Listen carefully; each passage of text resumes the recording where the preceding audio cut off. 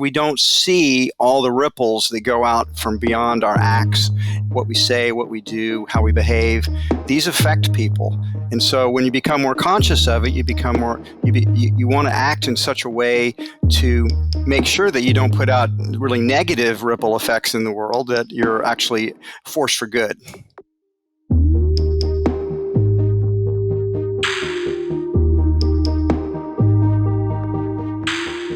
I don't know if you remember the first time we met. I spoke at Voice and Exit, and you also spoke at Voice and Exit. This would have been like 2015, maybe. Go ahead.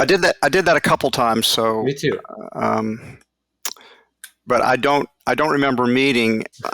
But I did read your book, "Stillness is the Key," and although I've just started it. Your book on some vignettes on famous Stoics. Yes. Lives of the Stoics? Lives of the Stoics, correct. Well, so I remember I spoke at Voice and Exit, and you came up to me afterwards. Obviously, I knew who you were, and you said, "I liked your speech, but too many war stories." And I've thought about that note many times since. I do probably. You jogged my memory a little bit. I think I might have mentioned that. And then if you looked at my book, Conscious Leadership, I made a point of part of the problem why we don't have more love in corporations is that the metaphors people use are primarily hyper-competitive metaphors of war, Darwinian metaphors of survival of the fittest, and oftentimes sports metaphors with one winner and lots of losers instead of more of a win-win-win perspective. Yeah, I was just going to say that it seems like all what those three worlds all have in common is that they are sort of finite worlds or binary worlds where somebody wins and somebody loses, and that loss is almost always at the that somebody's gain comes at the expense of somebody else's loss. Exactly, a zero-sum game. Yes, and the thing that people don't understand about business and capitalism is that they're not zero-sum games. They are, they're infinite games in the sense that they continue to create value for a multiplicity of stakeholders. And the focus, as we tend to do in the media and intellectuals do, that are anti-capitalist, focuses on somebody losing rather than the cascading effects of multiple winners. Yeah, so you obviously use that word conscious in conscious capitalism and conscious leadership. What is that? What one is supposed to be conscious of? Like, sort of that everyone is winning. That this is to the benefit of as many stakeholders as possible. What does one need to be more conscious of? Great question. So you're really kind of asking the definition of conscious, and obviously, the simplest answer is to be more conscious, is to be more aware. And when we talk about what's important to be aware of in conscious leadership, we dive into it deeper. It's to be more aware of what the purpose of your enterprise is. And all businesses do have some type of purpose, even if it's not articulated, even if it's tacit. So to be more conscious of it would be to make what's maybe tacit more explicit, more conscious, to be aware of the interdependencies that the various stakeholders have with each other, that customers and employees and suppliers, investors, and the communities that we're part of are all sort of interdependent. And that when you're more conscious, you will manage that in such a way to optimize gains for all of the stakeholders. And the difference between stakeholders and shareholders is one you've made several times before. It seems like maybe a definition of conscious is sort of the opposite of conscious leadership or capitalism is the kind of tunnel vision that leaders or companies have, where they're really just focused on a singular stakeholder or a singular winner, as opposed to expanding out that definition of who can benefit from what you're doing. That's correct. I think that's exactly right. One of the problems that I have with the current ESG trend is that it still doesn't recognize win-win-win philosophy. It still doesn't recognize the interdependencies, although you might think it does. It's still in a win-lose game. It's just saying, you know what? We want the stockholders to win a lot less, and we want this money distributed to the environment or to social causes or social justice causes. So they still got this binary win-lose. They don't see that's not conscious capitalism, and even though it sometimes masks itself to be that way. Well, it's funny. The one Stoic that I didn't include in Lives of the Stoics, his name is Heracles, and he came up with this. It's basically his only accomplishment, which is why he's not in the book, because I was trying to talk about the lives of the Stoics as opposed to just the philosophies of the Stoics. But he sort of calls it the circles of concern. And it's this interesting graphic you can see, but it's like, obviously there's oneself, then there's one's family, then there's your extended family, then there's your community or your neighborhood, your community, your country, the world. It gets bigger and bigger. And he's sort of saying that the purpose of the philosophy of Stoicism is to kind of bring those outer rings closer towards the center, so that you're more conscious of the implications of your actions and the impact of what you're doing on a larger and larger group of people, which kind of sounds anti-Stoic, because the Stoics are just supposed to focus on what you control. But I think what you've shown and what great companies show is that actually one individual can have an enormous impact on a large number of individuals. You just triggered a few thoughts. Yes, okay. I use that particular metaphor frequently myself, that part of growing in consciousness is to become more, your circle of concern. It starts with yourself, then it expands maybe to your family when you're young, and then maybe it starts to expand to a group of friends, and then maybe however you self-identify, maybe it's your class or your race or your gender, but then maybe it's your country. And then maybe it's just people in general, and then maybe it's include animals in that circle of concern, sure. Or maybe even all of life, or maybe even the ultimate, I guess, would be the multiverse. Sure. And the second thing you triggered is that we tend to underestimate the impacts that we have in the world. So when you say what you can affect, well, actually you can affect a lot more than you realize. Let's take yourself, for example. You've written these great books, and one of the unfortunate things about being an author is you don't always see the ripple effects that your sure. works. Sometimes you get the feedback. It's like, well, I read your book, I loved it, made a big impact on me, and that always makes the author feel good, right? Yeah. But there's also secondary and tertiary and effects, because then they pass that book on, or those ideas, they internalize them and they share them out with other people. So we have these much larger impacts in the world than we're conscious of, because we don't see all the ripples that go out from beyond our acts, what we say, what we do, how we behave. These affect people.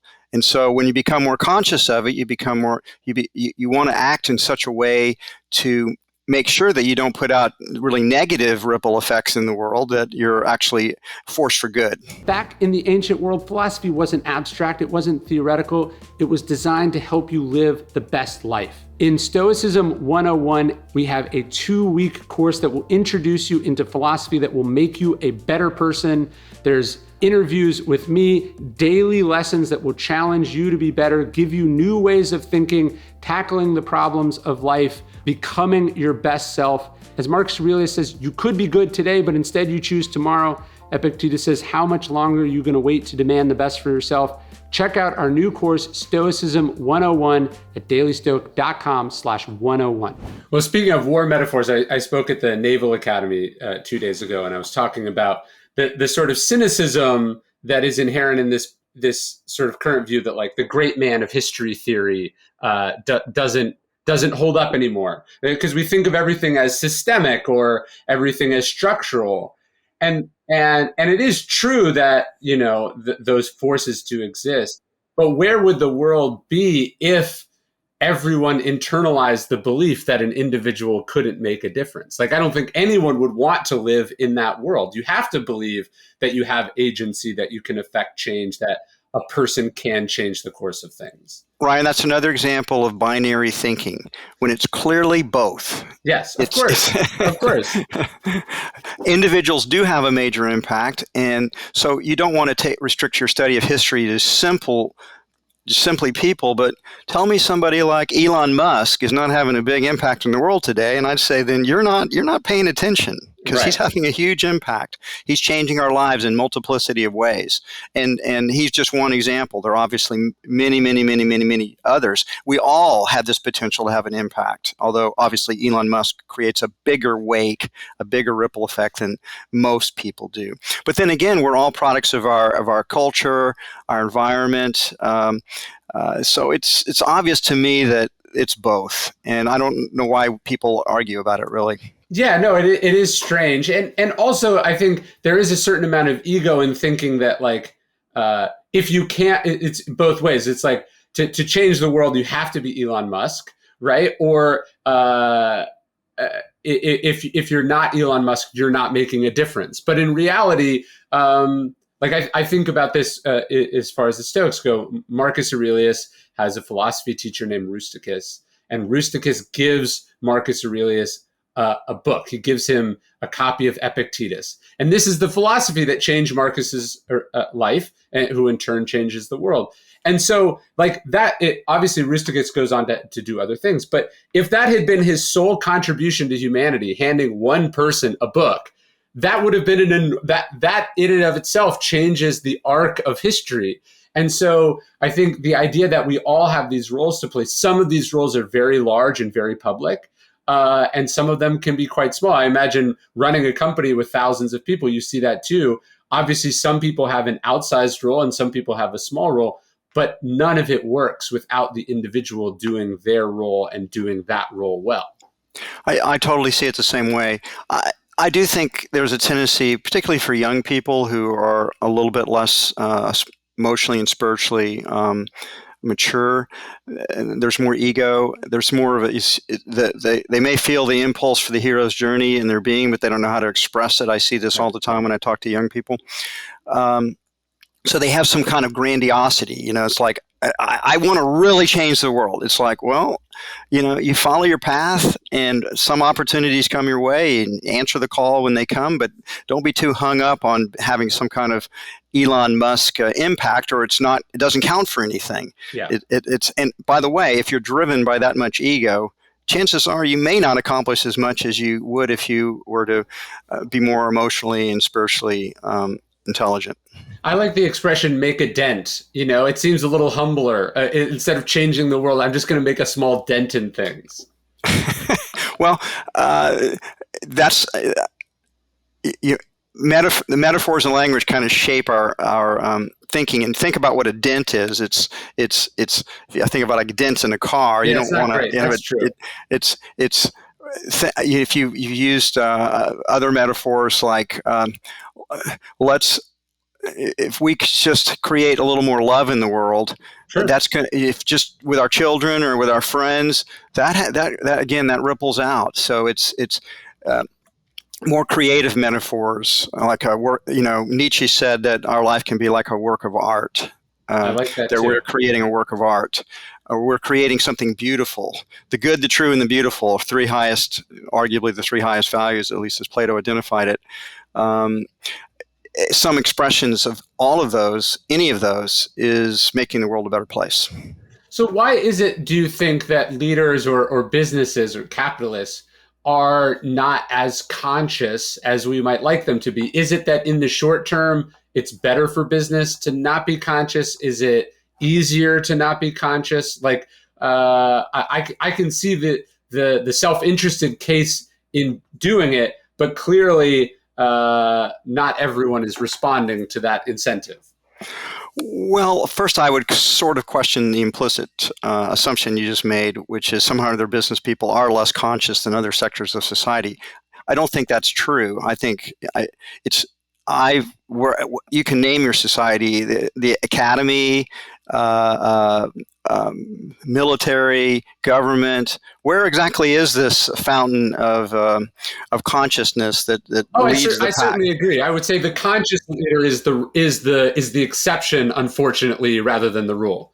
I think that's true, and that's true in all fields of life, not just business. Sure. But I would say, after I defend business in that sense, to make sure it's not seen as second class, I would say part of the reason is business people tend to be more doers.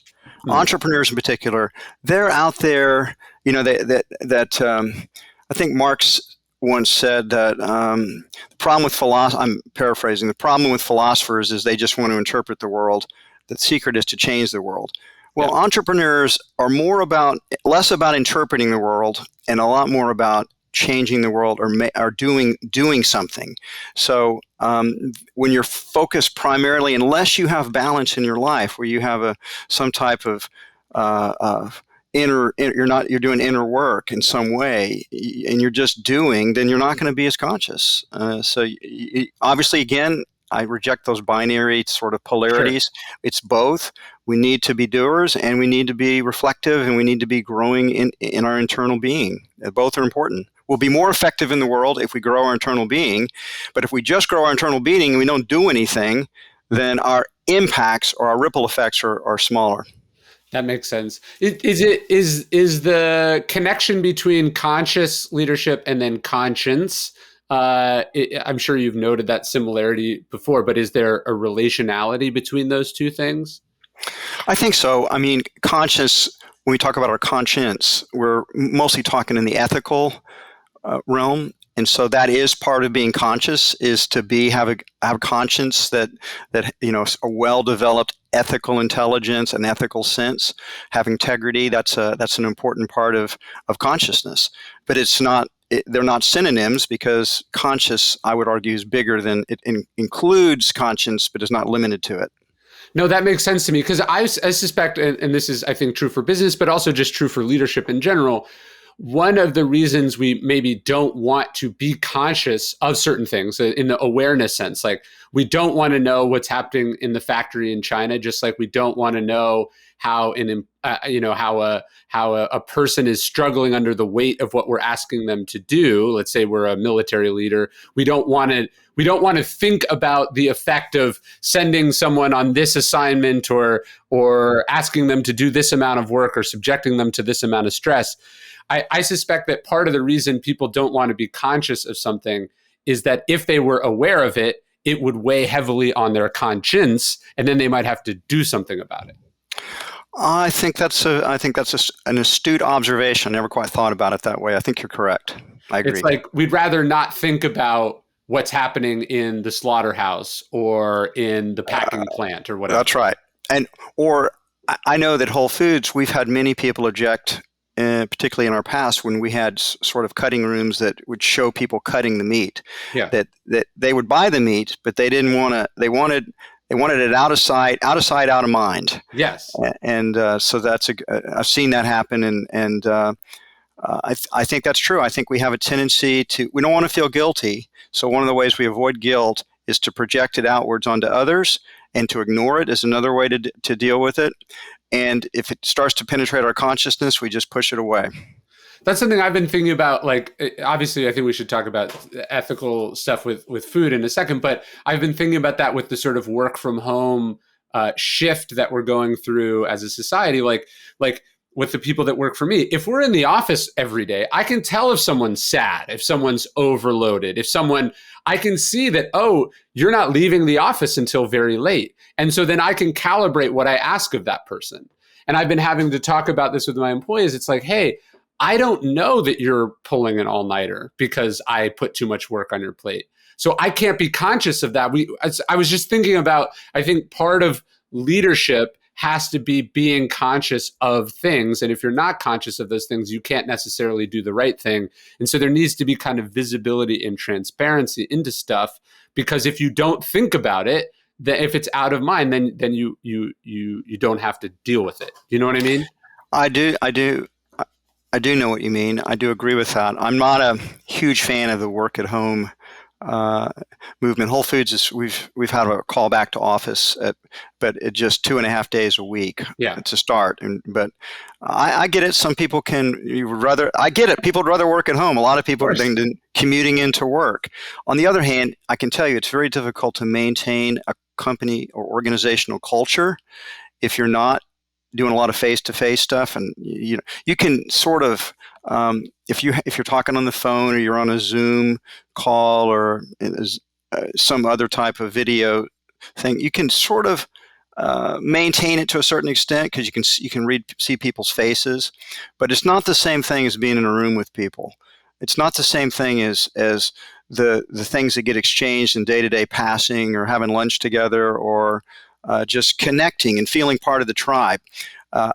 One thing I've noticed is that turnover rates amongst the people that are working remotely is very high. They don't have the same loyalty. They don't have the same commitment to the purpose and values. They're just more detached.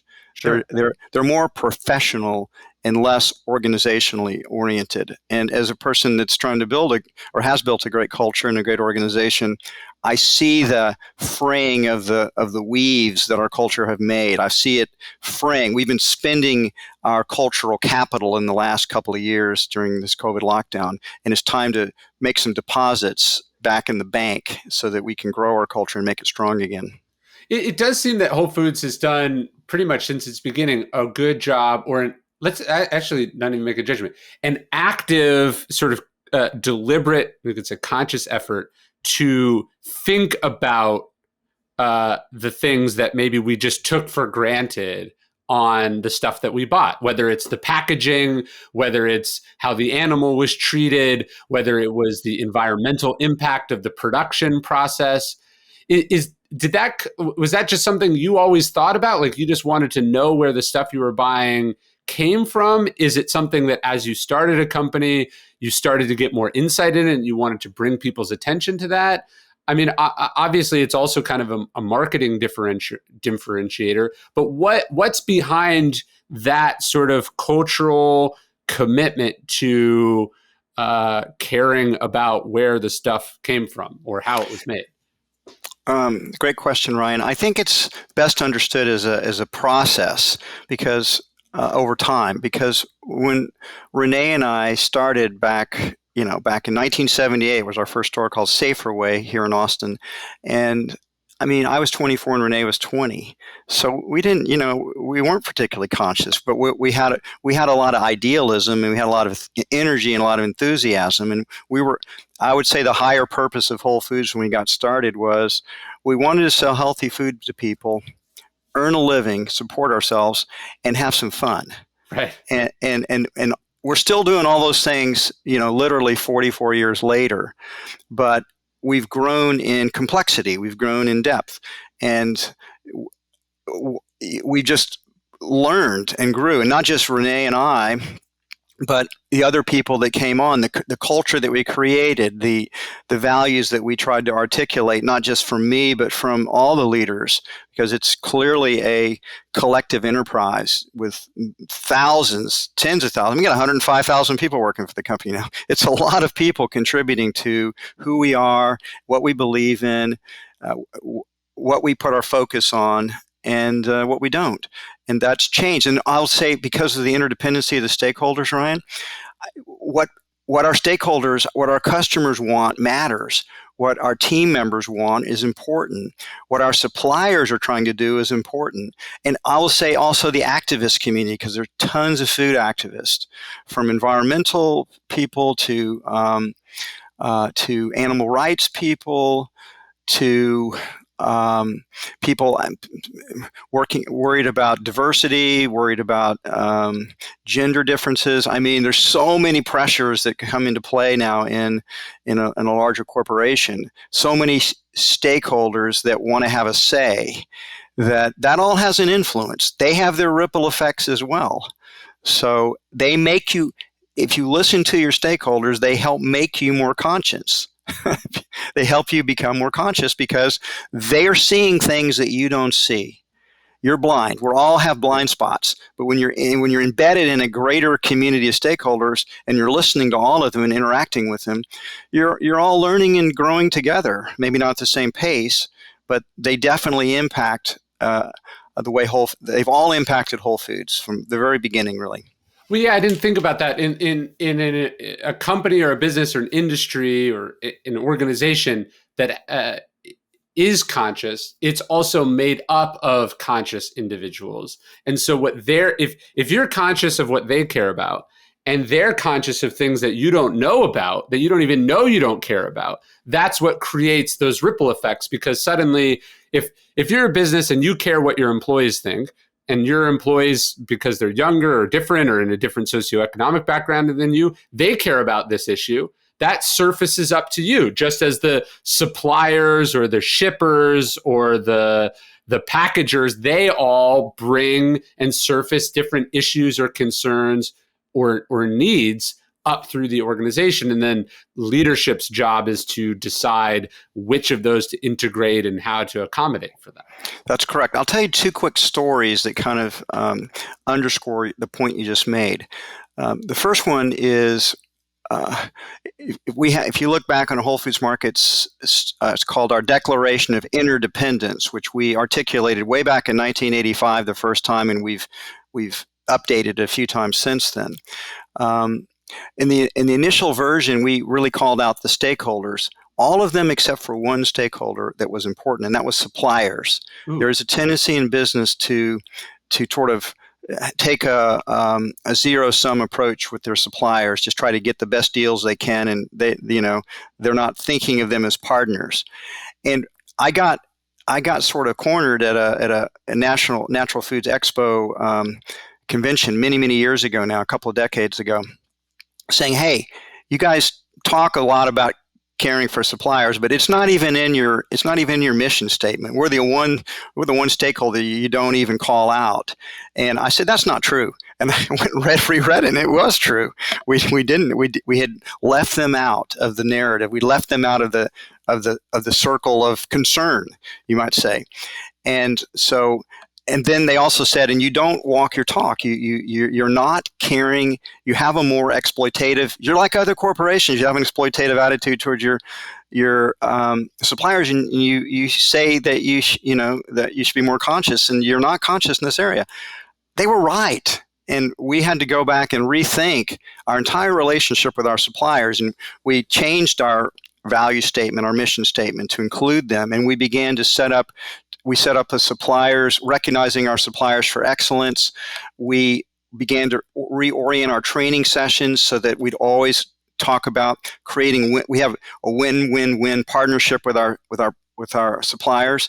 That changed because the suppliers spoke up and said, "You guys you're not conscious enough in this area." Another example, which is somewhat sort of well known because I've talked about it and I might have written about it in Conscious Capitalism, Conscious Leadership. Back in 2002, 20 years ago, at our annual meeting, we were doing that in Santa Monica, California, and we were being protested and picketed by animal rights activists. And they were protesting that we were actually selling, Whole Foods shouldn't be selling factory farm animals. And we didn't think we were, because we thought we had the best welfare standards out there. And so I ended up engaged in this ongoing email dialogue with one of the activists, a woman named Lauren O'Neill. And Lauren finally got frustrated with me, and she said, "Mr. Mackey, I see that you're a very idealistic person. I know you want to do good in the world, but when it comes to animal welfare, you really don't know what you're talking about. You're not well informed. You don't even understand what your company's doing. And you owe it to yourself, you owe it to your company, and you owe it to these animals to become more conscious about what's happening." That summer of 2000 summer of 2000, this is all 2003. The summer of 2003, so 19 years ago, I read up. I read about 12 books about animal production in America, and I started to investigate what Whole Foods suppliers were doing. And I woke up. I really did. I said, "God, my God, she's completely right. This is horrible what we're doing to animals." It's when we look back 50 years from now or 100 years from now, the things that will be most horrified, we can look back on some racial injustices today and say, "Good belief, can people do that stuff back then?" Well, 100 years from now, we'll look back and say, "Can you believe what they did to animals back in the 21st century, in 20th century and 21st century?" It's horrible. So we did change that, and we started our animal welfare rating program, and we began to vet our suppliers more carefully. We began to hold them to high standards.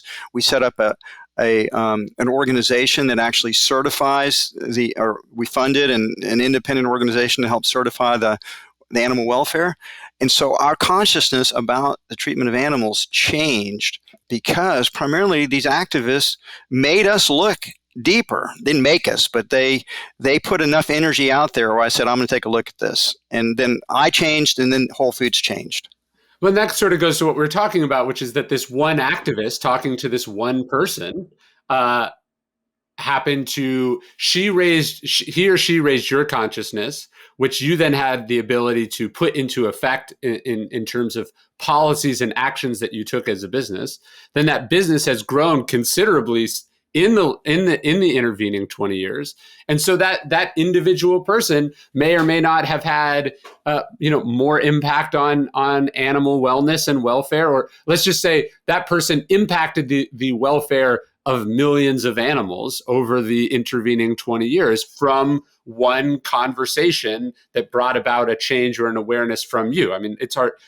Everyone's responsible, but that's how it works. That's correct. In fact, it's a bigger impact than you realize because we're really talking about billions of animals. That's how big Whole Foods is, and how many animals that we eat in America is astounding. Every year we slaughter over 10 billion animals in the United States, and that's not including marine animals, fish, shrimp, things like that. Then you're in the hundreds of billions. But so I wanted to focus on something because it's important in this concept. Consciousness is not like this binary thing. You're either conscious or you're not conscious. Woke or not woke. That's right. That's a good analogy. And so this is an example of how my own consciousness grew over time through the actions of other people and embedded in a network of relationships, whether it be suppliers or animal welfare. And I could give you every stakeholder how my own consciousness has changed and grown over time. The point is, we're all on this continuum. I am more conscious today than I was 5 years ago. And I was more conscious 5 years ago than I was 5 years before that. It's kind of and I hope and pray I'll be more conscious 5 years from now than I am today, because and I think that's true for people. We're all kind of on a journey of becoming more aware, becoming more conscious. I don't know if there's an end point to that, but I have a strong feeling I'm not close to it, whatever it might be. So that's just very important, because there's a tendency, people ask me all the time, do you think that's a conscious business? And it's like, well, it's conscious in some ways and less conscious in other ways, just like you are in your own life. Is it an unconscious business might be a question, but could it be a more conscious business is really what we should be focused on. Yes, and the truth is every business could be more conscious than it is. And part of what we try to do is get our businesses in the world to be more conscious. And frankly, we're making a lot of progress, the way I see it. It's not the same as it was 10 years ago.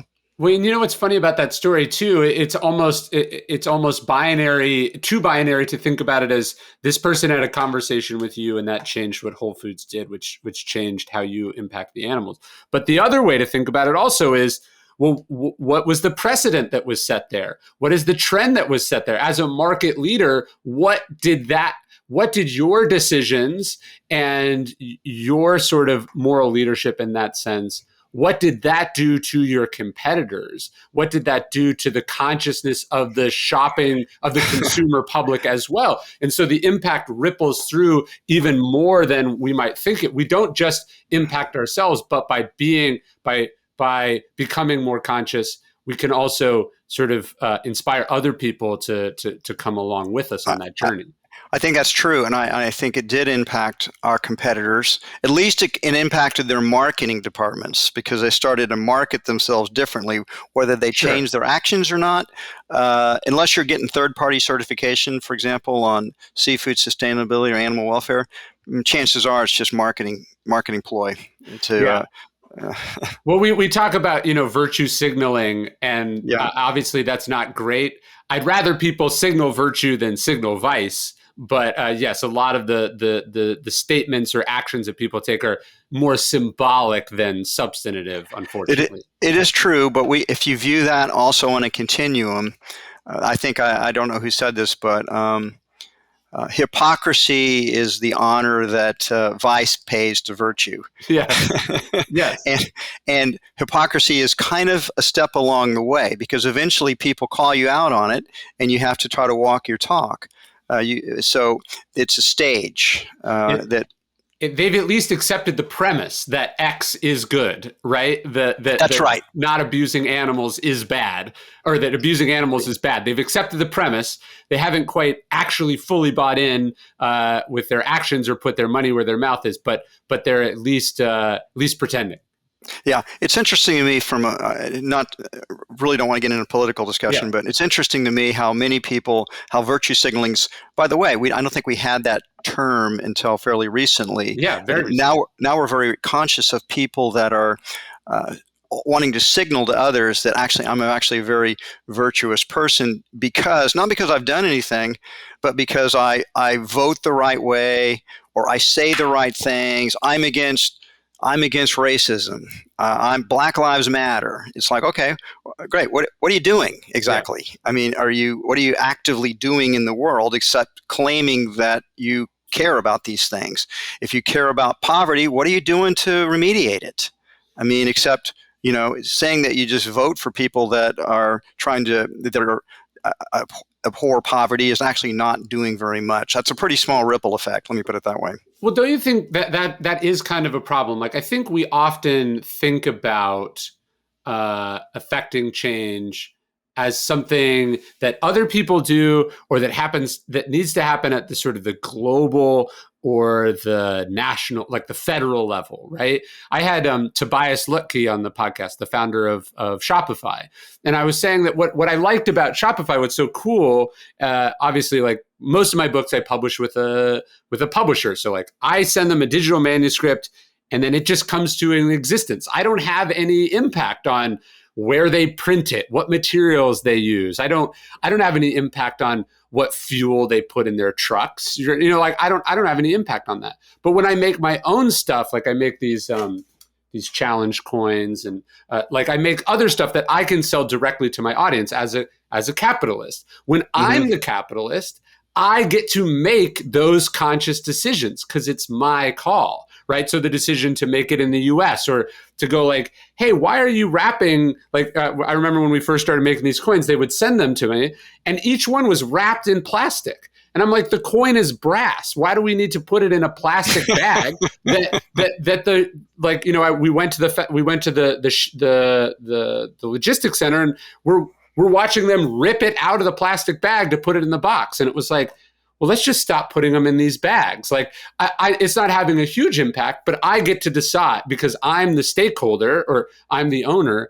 I get to make the decisions that previously, we think are only up to the multinational conglomerates. Like, I think people are starting to see this now. Like, hey, do you want, the decisions I'm making are fueling, Russia's ability to do X, Y, or Z, right? And I do think the more capitalistic people are, as opposed to just being consumers, the more impact they get to have in the direction of things, not at the level that you're making it, but still at a level that has an impact because suddenly you're in the arena as opposed to just sitting on the sidelines and bemoaning what they're doing in Washington or Brussels or something.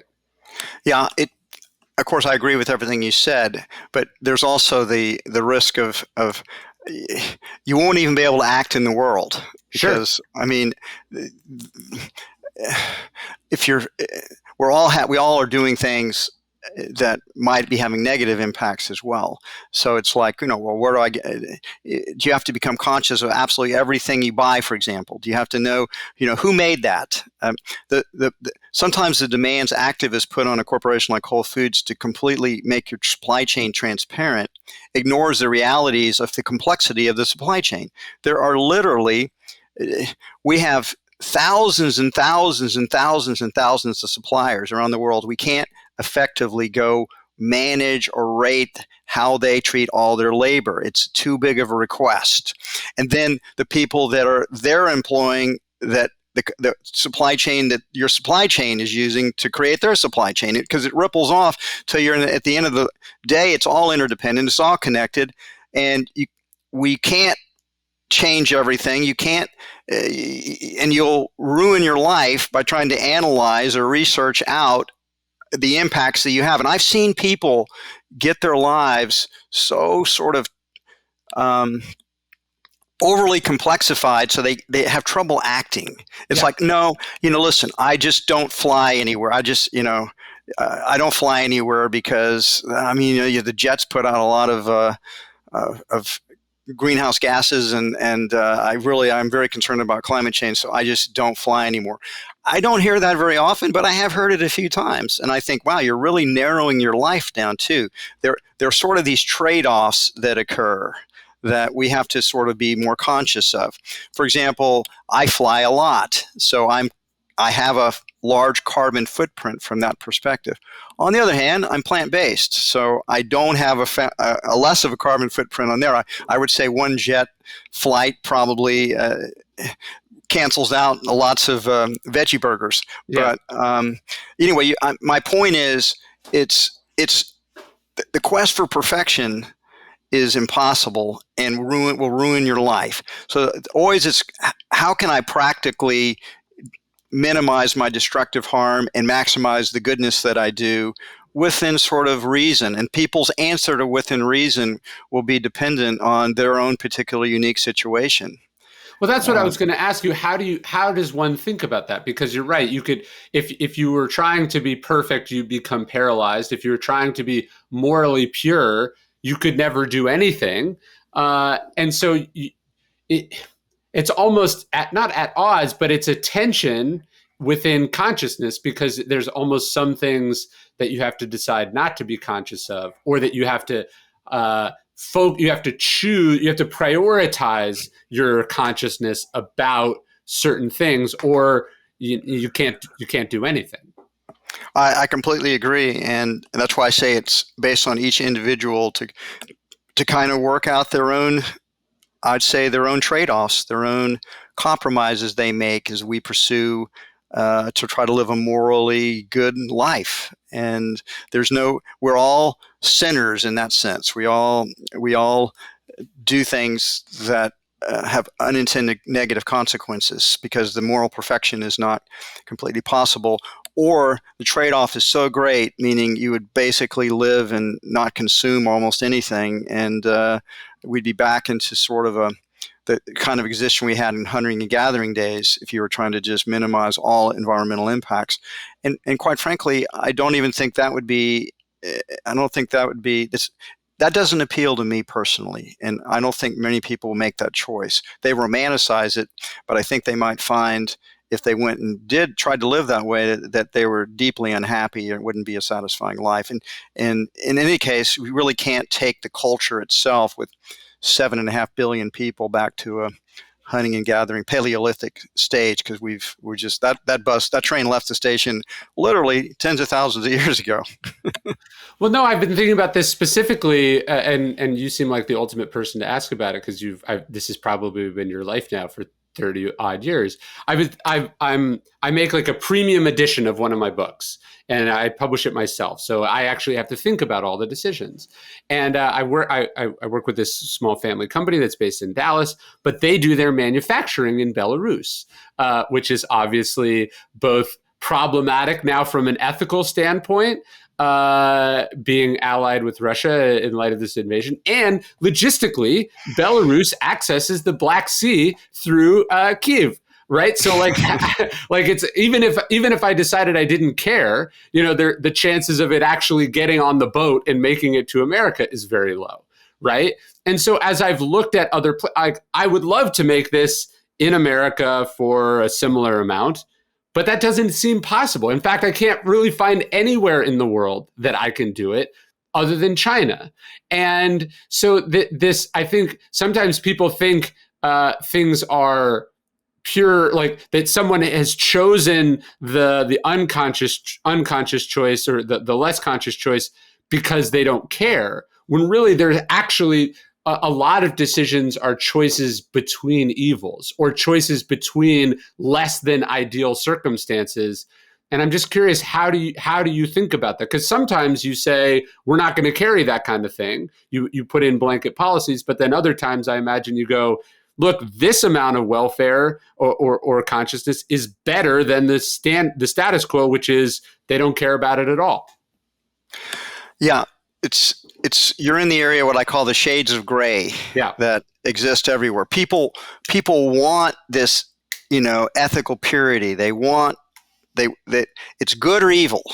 And so that we're back to the whole binary thing. Right. And if you view these things more as shades of gray and a continuum, and there is no ultimately ethical perfection that any of us can achieve or attain, because they're always we're in a complex, interdependent world.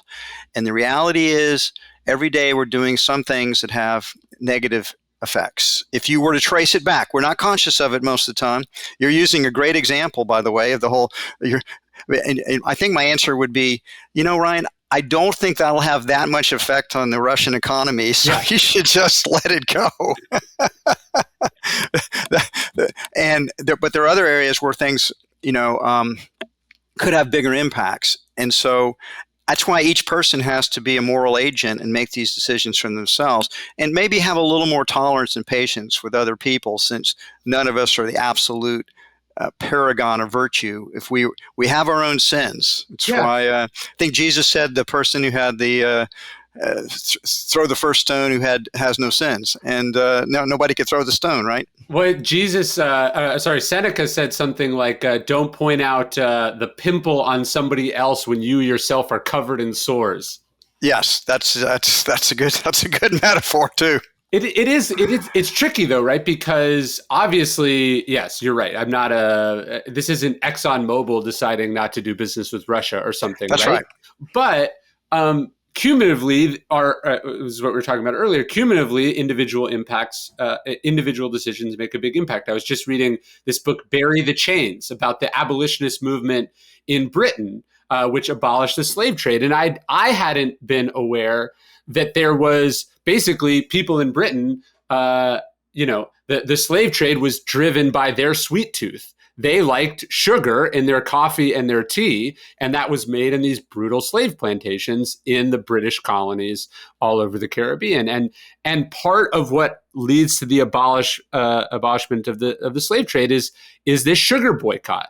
And that individual, like that somebody made that, I was fascinated. Somebody made that link, publicized it, and it created a transformative moment in world history that rippled through not just the British Empire, but all of the world. And so that I think, again, the tension between do I matter as an individual, and is it the right or wrong thing to do? I think that's a tricky balance.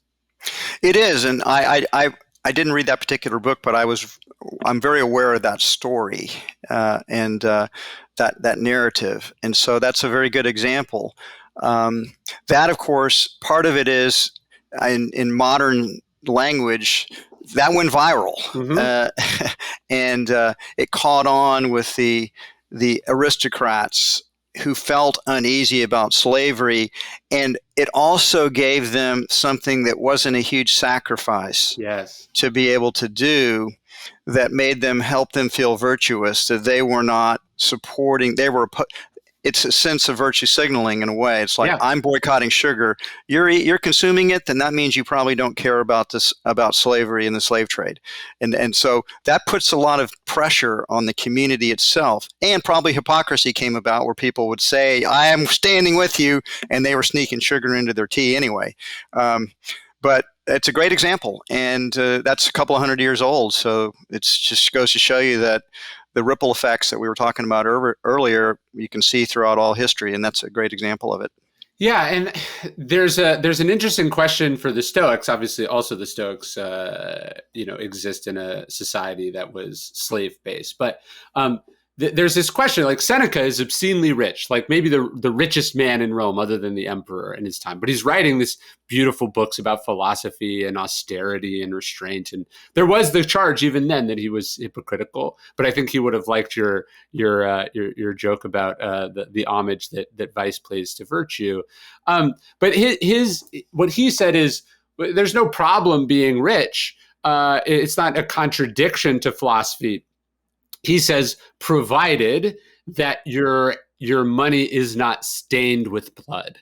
And again, hypocrisy, he is A lot of his money comes from his service to Nero. So it probably was stained with blood. But I do like that standard. Like, I think we often demonize success as if anyone who is successful must have done something wrong, instead of what we probably should be doing is celebrate the least blood-stained success, right? We should be holding up people who manage to be successful, become rich, or build something big and significant that was as close to win-win-win as possible, that was as far away from zero sum as they were able to be in their industry.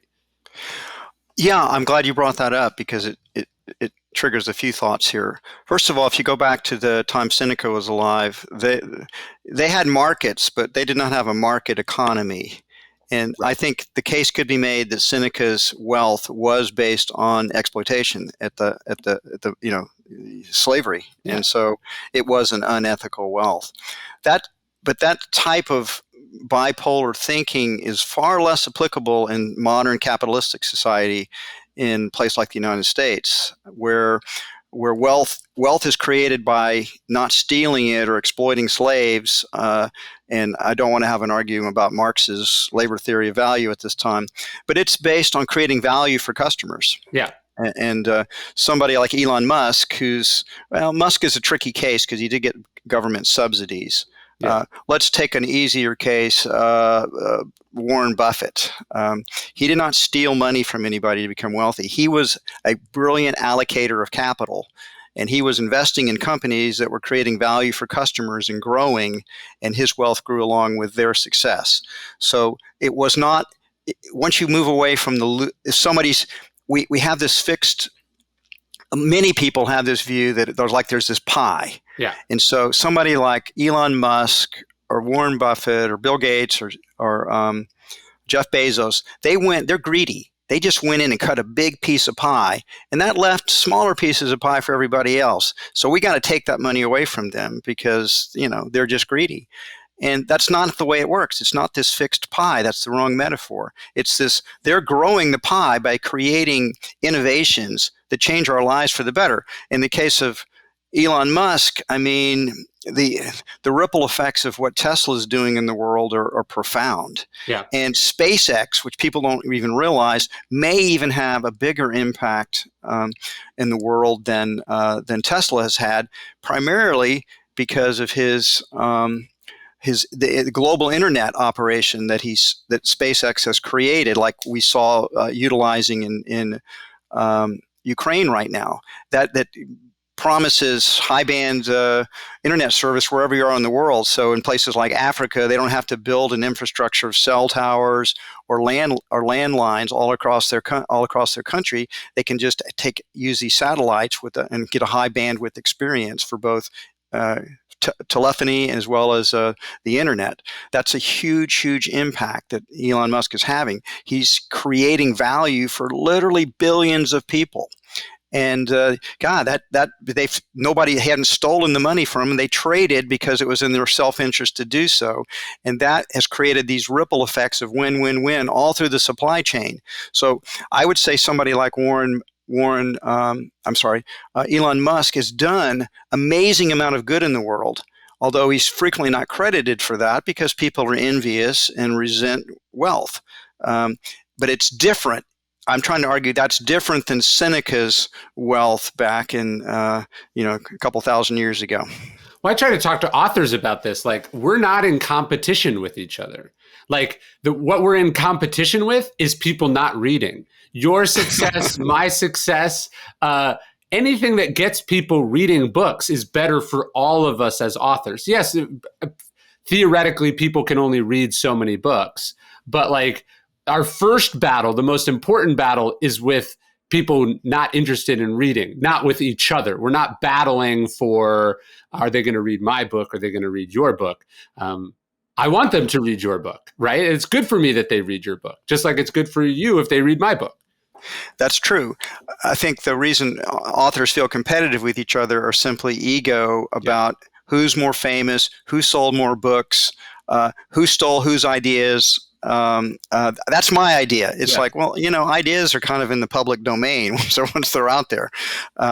So I just think a lot of that's ego driven. But I agree with you. The fact of the matter is that you and I both you've authored more books than I, but I've got 4 of them out there, and I got a 5th in the works.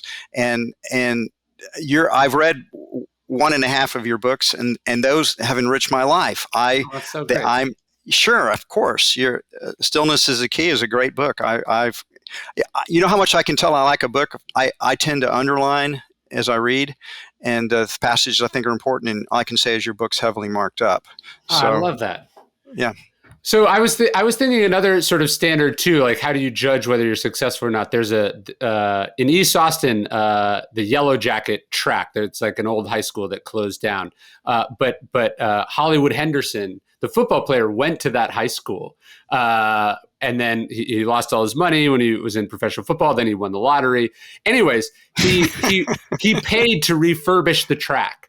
Right. So he paid to refurbish the track. And so it's the Hollywood Henderson track or whatever. And I run there sometimes. But he has this sign up all around the track that says, like, don't litter. Like, if you see someone littering, just call me. It doesn't say how I'm supposed to call him, but it says to let him know. But then he has a big sign that just says, leave this place better than you found it. Right. Which to me is, I think, a great way.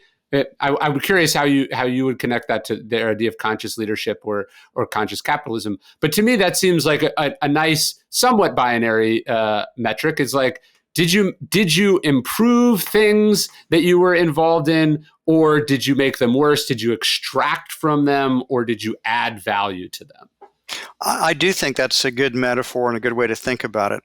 I'll tell you a story that had an impact, big impact on me when I heard this story 20 plus years ago.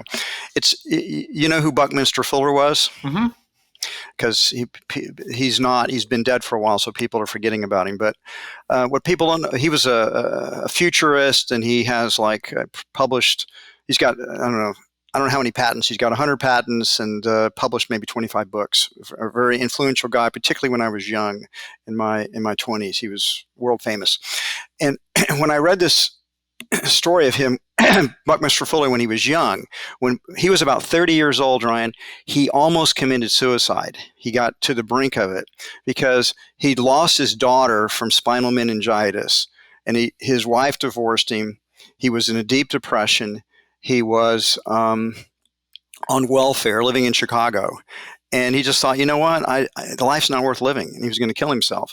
And right before, I think he was going to jump off a bridge, and before he did it, he kind of had this spiritual awakening where it's like an idea flashed into his brain. And the idea was this: how about instead of killing myself, I find out how much good one person can do in a lifetime? Wow. And so he devoted the whole rest of his life to sort of maximizing the amount of value, the amount of goodness he could bring into the world. I read that, and chills went up down my spine when I read that, and I thought, I'm going to do the exact same thing. So I've devoted my life to how much good can I do before I pass out of here? And so I'm very conscious of trying to do good in all circumstances and all situations, and then to think strategically about it. How can I have even a bigger impact than I've already had? And so that's a good standard to live your life by, in my opinion. No, that's a great story. I love that. Do you know the story of the starfish washed up on the beach? I'm sure you've heard this one. It's kind of a cliche. Tell me again. A kid walks down to the beach, and he sees there's been some storm, and thousands of starfish are washed up on the shore. There's more than them they could possibly count. And so he's just one by one starts throwing them back in the ocean. And this, a wise adult comes up to him and says, you're not possibly going to be able to throw all these starfish back in the ocean. Why are you doing this? It doesn't even matter. And then the kid just looks at him and he says, it matters to the starfish, right? So that you can't possibly impact all of the things, but each individual person that you help or do good for, that is a certainty. And I think the Stoics would say that is in your control. You can't, it's out of your control to save all the starfish, but you could save 1 or 2 or 5, and that's enough. It's better than the alternative, which is doing nothing because it's too big or systemic or structural. I hadn't heard that story before, believe it or not, but it's a heck of a good story, and it is how we should act in the world. You don't have to transform the world. It's just how much good can you do? And if you save even one starfish, that's a good thing. Yeah. Because it's a good thing to the starfish. It may not save all the starfish, but one's better than nothing. I love it. Well, this is amazing. I love your stuff. Obviously, I'm a huge fan of Whole Foods, and if I could leave you with one thought, it would be we desperately need a Whole Foods in Bastrop. So if you could work on that, I would appreciate it. I'll tell you a story about Bastrop, which is that's where my mother was born. Really? My mother grew up in Bastrop, but we're talking about she was born in 1923. So Bastrop, there was no 71 or anything like that back then. And it was just a little tiny town. And all she wanted to do was escape from Bastrop. She moved to Houston and went to Rice and met my father, and they got married. But Bastrop, and we've had family in Bastrop. I've all passed on now, but we used to go visit Bastrop when I was a little boy to visit her family that was still there. Did you ever go to Tracy's grocery store in Bastrop, the little drive-in grocery store? It opened in 1941. I never have been there. Oh, it was for sale. I bought it with some friends. It's this little like historic sort of mini mart right up on Main Street, and then I have a bookstore here too on Main Street also. That's where I'm talking to you from now. You're living the idyllic small town life while you've kind of retreated like a good Stoic would do to contemplate the world while doing good and having this influence outside of Bastrop, while the big city is only 30 to 40 minutes away. I think Bastrop's the little hidden gem in Austin because I can get to the city faster than some people that live in Travis County, but then I've got like a little farm out here, and my kids are basically wild animals, and then we've got the little small town Mayberry thing too. Well, I got good news and bad news for you. The good news is your property values are going to increase radically. Yeah. The bad news is with Elon Musk just opening up the Gigafactory in the east, the growth in Austin is heading east, and so. If you think about a place like LA now, and you have all these areas that we think of as just part of they used to be small towns. Yes. Like Glendale or Sherman Oaks or. I've been to the Whole Foods in Glendale many, many, many, many times. Did you used to live in the LA area? I did. Yeah. I lived in Silver Lake. Silver Lake, yeah. We have a store in Silver Lake as well. So. Anyway, I predict that 30 or 40 years from now, Bastrop's just going to be seen as a distant suburb of the growing Austin metro area. I think so too. It's going to be all Elon Musk because they're also opening they're building a boring company out in Bastrop County too. Very cool. And it looks like Elon Musk is going to be the owner of Twitter. Oh my God! I hope that's going to move here too. It's going to be a whole thing. You think Twitter will move to Austin? No, I'm saying if he buys it, is he going to move that here too? It's going to be. Oh gosh, he might. He really might. So, hey, there's a guy that we talked about before, though, that is having this, massive impact on the world, and so you can never say that individuals don't matter because they clearly do matter.